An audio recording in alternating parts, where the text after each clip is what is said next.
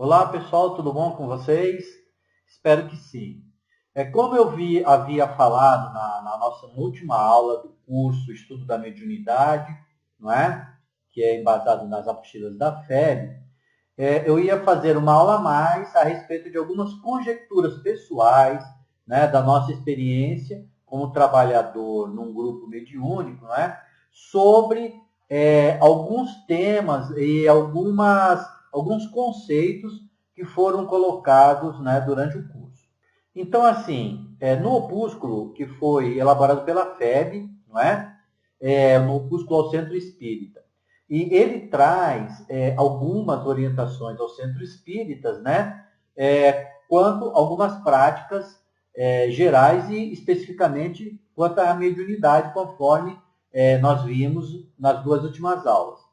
Essas diretrizes que são colocadas nesse opúsculo, né, direcionado aos centros, elas são o quê? Extremamente necessárias para que se tenha um mínimo de ordem, de organização, para que as casas espíritas coordenem, né, e elaborem as reuniões mediúnicas, ok?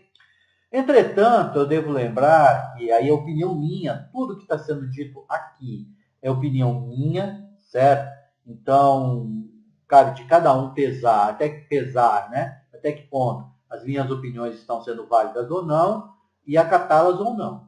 Porém, cada grupo, não é? E cada reunião mediúnica tem as suas particularidades e especificidades. Há grupos que gostam de trabalhar de um jeito e há outros grupos que gostam de trabalhar de outro modo.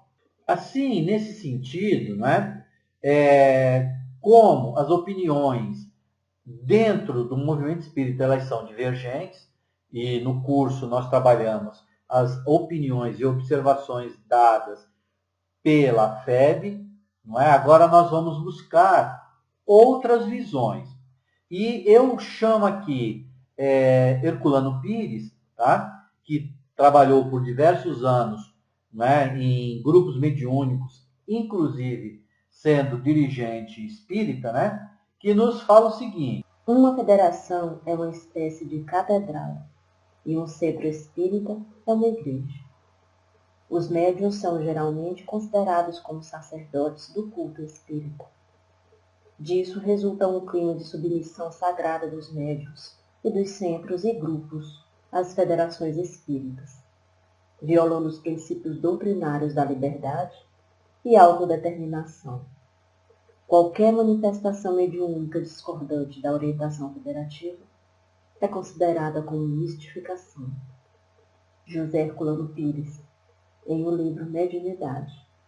No grupo mediúnico Irmãos Fraternos, não é? Do qual nós participamos durante muitos anos, a maioria dos membros que participam do grupo, eles fizeram esse curso de estudo e prática da mediunidade da FEB, o curso presencial, que levou, foram 48 semanas, dá um ano e alguma coisa, né? Além de outras palestras que eles participavam e seminários com relação à mediunidade que foram dados na Federação Espírita do Estado do Tocantins, sobre mediunidade. Além disso, né, além desses estudos das apostilas e dos cursos, o grupo tem por costume, não é, na sua reunião mediúnica, no dia da reunião mediúnica, promover estudos doutrinários. Então, o horário dos trabalhos ele foi dividido um terço para a parte prática e 2 terços para estudos, conforme vocês podem ver aí no quadro e é explicado. 30 minutos para leitura e comentário de uma obra básica. 30 minutos para leitura e comentário de uma obra complementar. E 30 minutos para a parte prática. Bom, em virtude do que eu falei, né, do que eu tenho falado até agora, então eu vou passar a conjecturar sobre algumas falas, né, do nosso curso, que é embasado na apostila da FEB, do curso de Estudo de Mediunidade. Esse curso que foi ministrado aí ministrado via web, né, dos filmes, do canal Além da Dimensão. Então, a partir de agora, eu vou passar a observar algumas falas específicas que foram ditas no curso, porém, que suscitam outros entendimentos e outras visões, tá bom? No programa 2, módulo 3, tema 3, que fala sobre etapas de esclarecimento dos espíritos pelo diálogo, não é? Foi colocado o seguinte conceito: evitar múltiplas manifestações. Cada caso deve ser atendido por sua vez, pois toda comunicação é de interesse do grupo. Fica aí claro que tem que se dar uma passividade por vez durante os trabalhos. Eu lembro o seguinte, geralmente o mais normal do grupo Irmãos Fraternos era que a sua composição tinha um coordenador, 4 médiuns psicofônicos, sendo que alguns deles eram psicógrafos, 4 dialogadores e 4 sustentadores. Essa era a formação mais comum. É claro que durante 13 anos de atividade, dessas configurações, ela se alternou, não é? Com a entrada e saída de médiuns. Porém, o grupo como um todo e a própria coordenação sempre primou em manter essa proporcionalidade entre os membros. Então, em virtude dessa configuração de 4 médiuns, não é? E termos 4 doutrinadores ou dialogadores, né? Inclusive com o coordenador, que também era dialogador, as passividades elas eram simultâneas. Nós chegávamos, às vezes, a ter 3, né? Em alguns momentos até 4 passividades ao mesmo tempo durante a reunião mediúnica.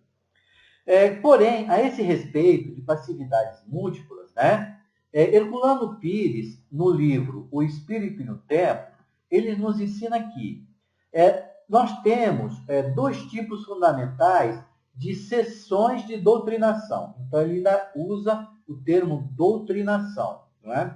E quais são esses 2 tipos fundamentais? O primeiro tipo, Herculano Pires chama de sessões livres ou abertas. E nessas sessões ele explica o quê? Que muitos espíritos se comunicam ao mesmo tempo e são doutrinados, né, por vários doutrinadores.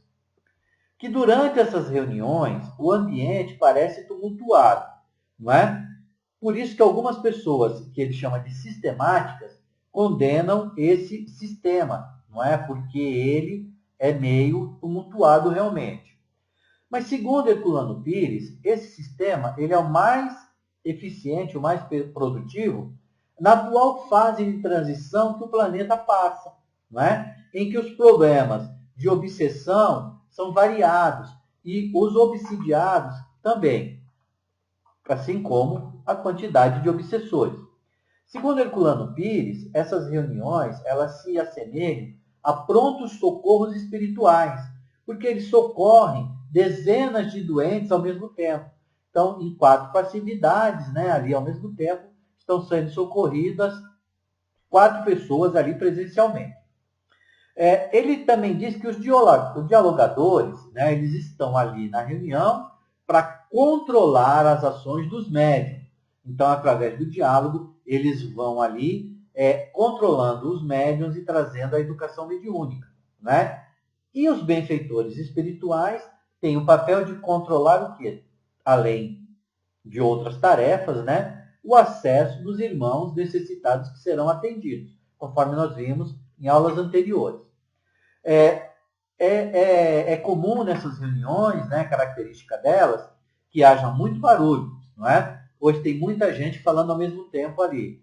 Só que, segundo Herculano, e isso por experiência própria, né, é um barulho, mas não há desordem, tá bom? A gente ali durante o trabalho, a gente vai conversando com os irmãos e condicionando ali a que eles respeitem o ambiente. A outra característica desse tipo de reunião é a quantidade de espíritos beneficiados é muito grande, não é?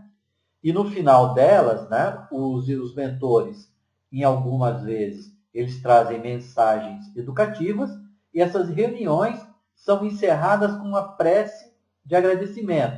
E o mais interessante, né, no encerramento da reunião, o ambiente é de absoluta tranquilidade, né? Estão todos novamente reharmonizados, os médiuns e os trabalhadores, e se faz essa prece em agradecimento no ambiente de tranquilidade. Cabe aos espíritos protetores determinar quais os espíritos que devem comunicar-se e quais os médiuns em condições de recebê-los. O presidente ou dirigente humano da sessão tem a função de mantê-la equilibrada. Se há muitos médiuns à mesa, há naturalmente a possibilidade de se atender o maior número de espíritos comunicantes. José Herculano Pires, em um livro Mediunidade. O segundo tipo de sessões, né, na visão e no pensamento de Herculano Pires, são as sessões que ele denominou de sessões fechadas ou autoritárias, não é? E elas são dirigidas pelo presidente, que nós hoje chamamos de coordenador dos trabalhos, né? O coordenador do grupo, coordenador encarnado. As comunicações, elas têm por característica serem submetidas ao controle absoluto, né, do coordenador e são reduzidas ao mínimo durante o trabalho. Outra característica é que os médios eles não se envolvem pelas entidades sem que o presidente ou o coordenador antes autorize este envolvimento. Quando um médium está dando uma comunicação, independentemente dela ser demorada ou não, todos os outros médiums têm que permanecerem inativos, né? Esperando a sua vez, esperando que o coordenador indique, olha, agora é sua vez de dar passividade. Na visão de Herculano Pires, essas reuniões elas não são tão dinâmicas como as anteriores, que é um pronto-socorro, e que elas se assemelham mais àqueles consultórios médicos, né, em que os clientes têm hora marcada. Por fim, Herculano Pires é bem claro e diz que elas produzem resultado também, né, os seus resultados, aquilo que elas se propõem, pois muitas entidades também são doutrinadas, né, ou esclarecidas indiretamente, porque estão assistindo à doutrinação daquelas que estão tendo ali a oportunidade da passividade. O que ele põe ainda como sinal nessa reunião é que esse controle do coordenador, né, das passividades, de quem vai dar passividade e quem não vai dar, pode ter como viés excitar aí o autoritarismo da pessoa, o orgulho, né? E a pessoa achar que ela é dona do grupo. Para ele, né, para Herculano Pires, esse tipo de reunião ela é apoiada nas instruções do apóstolo Paulo, né, que aconselhava na época que o uso controlado dos dons espirituais, né? Então, por isso que cada médium deve falar por sua vez ou na sua vez, tá bom? Não há regras específicas e formais para a realização das sessões espíritas. O sistema autoritário, em que o presidente, coordenador, determina aos médiuns receberem as comunicações, uma de cada vez, provém das recomendações do apóstolo Paulo. Nas reuniões de Kardec, havia ampla liberdade, permitindo as conversações entre espíritos comunicantes, às vezes através de vários médiuns. José Herculano Pires, em um livro Mediunidade. Bom, pessoal, essas são duas premissas, né, para se realizar uma reunião mediúnica. Agora, compete a cada grupo, não é, e aí coletivamente, e definir qual a sistemática que eles preferem e qual aquela que mais se encaixa, né, para o tipo de trabalhos que eles pretendem realizar, tá bom? Lembrando que não existe nem certo nem errado. Do nosso grupo especificamente, né, nós questionamos sobre o assunto o coordenador espiritual do grupo, o irmão Alex, né, do grupo Irmão Fraterno. Então, e ele nos respondeu com uma outra pergunta. ele nos respondeu assim: está funcionando? Em virtude da resposta afirmativa do coordenador de que estava funcionando, o irmão Alex não se pronunciou mais sobre esse assunto. Bom, pessoal, no programa 2 ainda, módulo 3, tema 4, que fala sobre atendimento aos espíritos que sofrem nós temos a seguinte colocação. Em certos grupos mediúnicos em que o estudo é deficitário, surgem, vez ou outra, comunicações mediúnicas supostamente atribuídas a espíritos que desencarnaram na infância. Isso contraria as orientações espíritas sérias, visto que esses irmãos são atendidos pelos benfeitores espirituais. Vamos lembrar ainda uma outra aula. Do programa 1, no módulo 2, tema 5, ele trata do quê? Das reuniões mediúnicas sérias, a natureza e as características dessas reuniões. E nessa parte da apostila, nesse tema, nós temos a seguinte colocação. As reuniões instrutivas são as indicadas para serem realizadas nas casas espíritas. São sérias, não resta dúvida. Mas nem tudo que é sério é instrutivo. A razão para tal ocorrência está relacionada à insuficiência de estudos doutrinários, que fornecem melhor compreensão relativa à prática mediúnica espírita e à ação dos espíritos no plano físico. Então, desse conceito de reunião séria, instrutiva, nós podemos inferir que o grupo Irmãos Fraternos, ele trabalhava, com reuniões instrutivas e sérias, devido à preocupação sempre com o estudo doutrinário, Nunca foi olvidado pelo grupo. Dentro disso, o grupo se propunha a estudar, buscava trabalhar na reunião séria. Então, resta-nos questionar. Ora, dentro de tudo isso, então por qual motivo, que o grupo e alguns médiuns do grupo davam passividades a crianças, a espíritos de crianças? Segundo Richard Simonet, para que o espírito se apresente como criança, nós temos 4 possibilidades. 1. Trata-se de uma mistificação do espírito, com a intenção de envolver o grupo. 2. Uma fantasia anímica do médium. 3. Um desajuste do espírito comunicante, que regrediu a um comportamento infantil. E 4. Excepcionalmente um espírito evoluído desencarnado na infância, com o propósito de consolar seus pais.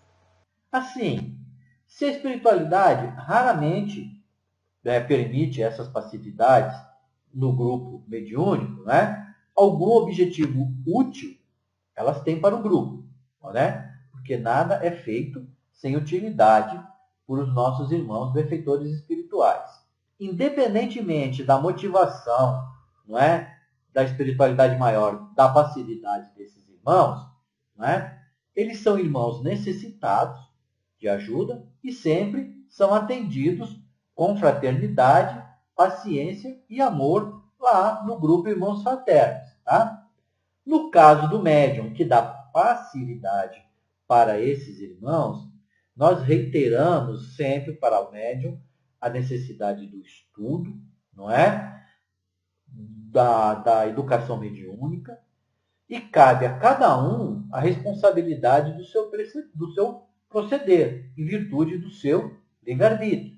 Então, daquelas 4 condições, apenas nós vimos que uma é um espírito ali já evoluído que quer trazer alguma mensagem para um familiar. Nas outras 3 condições, se o médium da passividade, ele tem o livre-arbítrio, E também a espiritualidade assim o permite, para que o grupo tire lições daquela passividade, daquilo que o irmão se propõe a trazer para nós. Se o médium aborrecer-se ou melindrar-se com as observações que lhe foram feitas, ele nada mais fará do que provar, uma vez mais, que a mediunidade em si não confere a ninguém nenhuma espécie de supremacia moral, e que o médium não passa de uma pessoa com as mesmas lutas de qualquer pessoa sobre a face da Terra.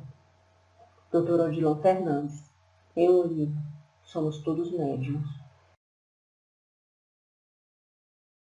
Bom, por último, não é?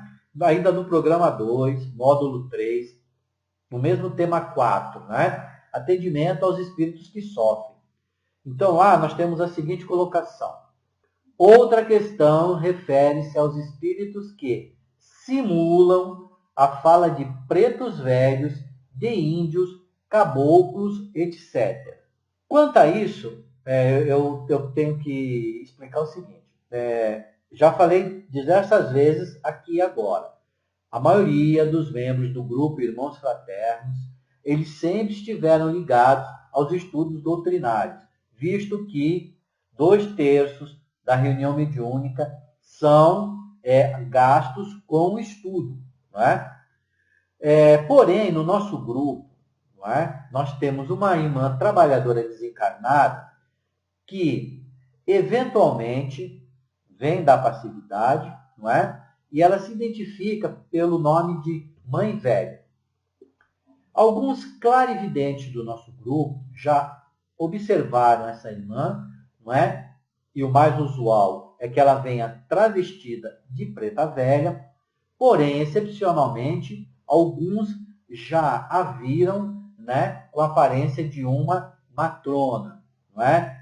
De uma senhora iluminada. Quanto a isso, mais uma vez, não é, vamos trazer Richard Simonet para que ele nos fale sobre esse assunto. Devemos, então, admitir que esses espíritos façam uma adequação do linguajar, de conformidade com as tendências ou necessidades do grupo? Um confrade, médium vidente, visitou certa feita um grande terreiro de Umbanda, em Vitória, Espírito Santo. Viu algo que o perturbou. O espírito Frederico Figner, que foi dedicado diretor da Federação Espírita Brasileira, manifestar-se como um preto velho. Julgou estar tendo uma alucinação e logo esqueceu. Algum tempo depois, em visita a Uberaba, ouviu alguém perguntar a Chico Xavier por onde andaria Frederico Figner. E o médium anda dando assistência a um terreiro de Umbanda em Vitória, no Espírito Santo. Ainda, não é? Dando mais ênfase a esse fato dessa irmã vir ao nosso grupo, mesmo sendo um grupo sério, não é? Travestida de preta velha, no livro Loucura e Obsessão, de Manuel Filomeno de Miranda, lá tem uma narrativa de uma visita do Dr. Bezerra de Menezes, juntamente com André Luiz, a um terreiro africano. E nesse terreiro, né, nesse centro, tinha um espírito, um venerando espírito de uma senhora, né, que também se transmutava em entidade africana. Voltando ao nosso caso específico, a Mãe Velha, né, ela tem por hábito trabalhar e trazer ao grupo, à reunião mediúnica, aqueles irmãos sofredores e que ainda estão revoltados por terem sido submetidos à escravidão no Brasil, pelos sofrimentos, né, principalmente pelos sofrimentos atrozes que passaram. Esses irmãos, eles são atendidos e encaminhados lá no nosso grupo, não é? Quando isso acontece, é costume a Mãe Velha proferir no final um agradecimento, né, pelo trabalho fraterno que o grupo realizou com aqueles irmãos que ainda se veem, né, presos àquela situação da escravatura. Muitos desses irmãos, eles só aceitam vir à nossa reunião, eles estão lá revoltados, né, provavelmente ali enquistados em quilombos, então eles aceitam vir à nossa reunião, porque são convidados pela Mãe Velha, não é? E isso dá confiança e segurança a eles. Por quê? Porque ela é uma igual, não é mesmo? Ela está ali igual a eles, é uma preta velha, não é? E está trazendo, convidando para que eles venham ao nosso grupo, não é? Receber atendimento. Assim, Como nós sabemos que o atendimento de um irmão, algumas vezes, tem outros diversos irmãos ali assistindo e estão sendo orientados e esclarecidos naquele diálogo, não é? Nós entendemos que durante a passividade de algum irmão ali, a fim de não trair o seu disfarce, não é? Ela prefere estar ali no centro espírita, na reunião mediúnica, com essa imagem, não é? De africana e com um palavreado de preta velha.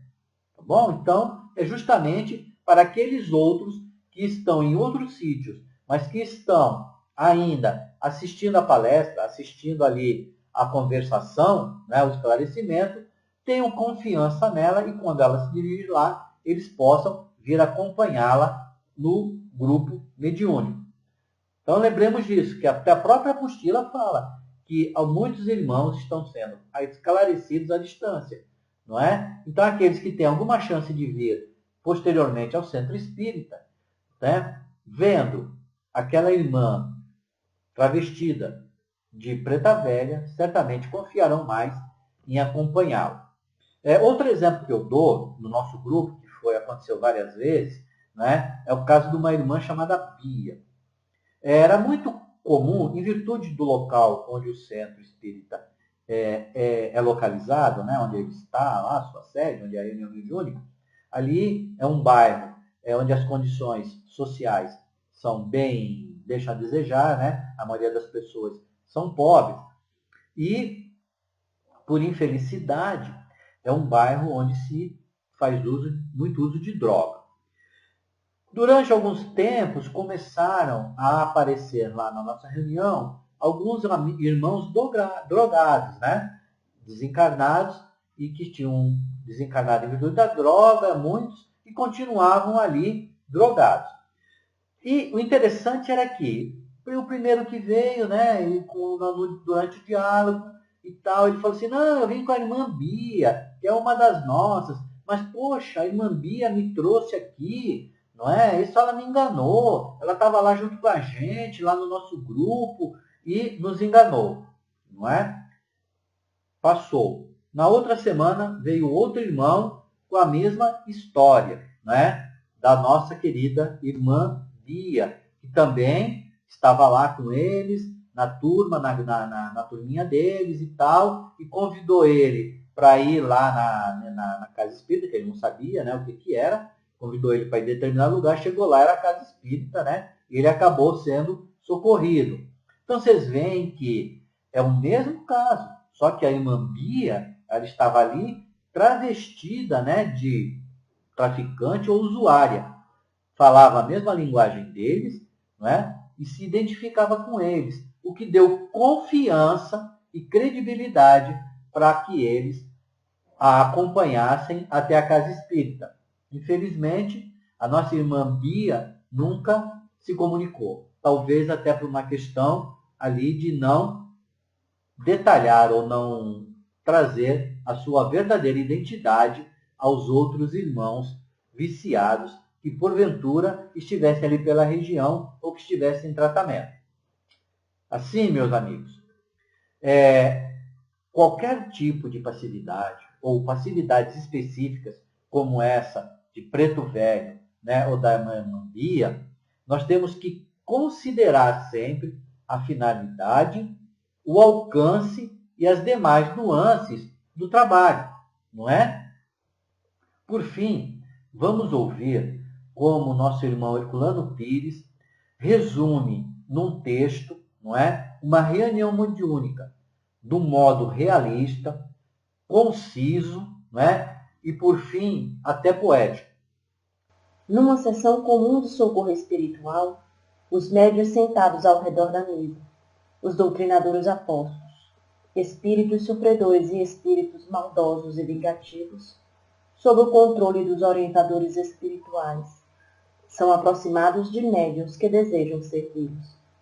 Não há beleza e nem serenidade nos espíritos comunicantes, nem resplendor ou transparência em suas faces. Há desespero, dor, expressões de rebeldia ou ímpetos de vingança. Os médiuns sentem-se inquietos, não raro temerosos. As vibrações perispirituais são ásperas e sombrias.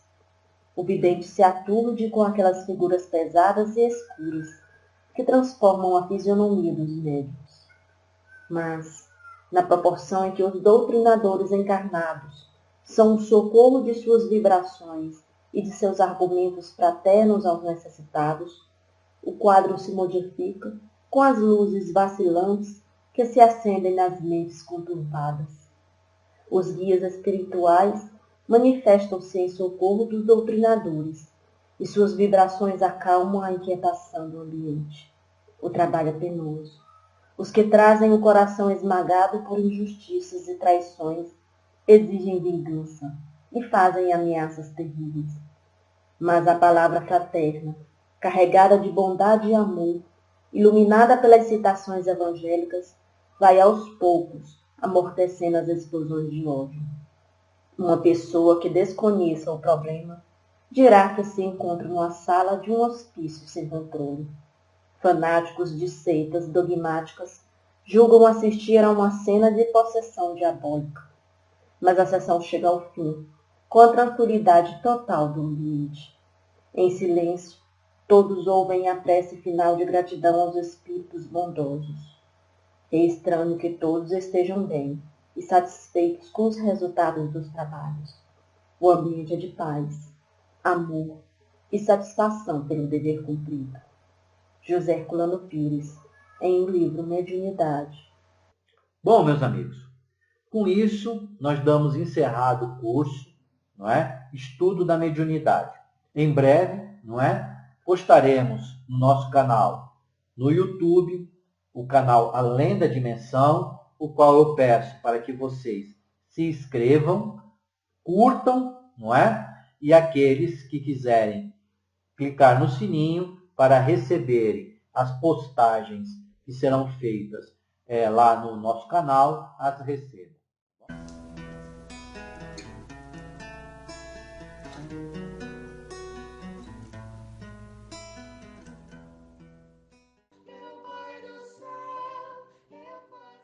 Toda vez que eu senti essa paz em meu coração. E continuemos sempre lembrando, fora da caridade não há salvação.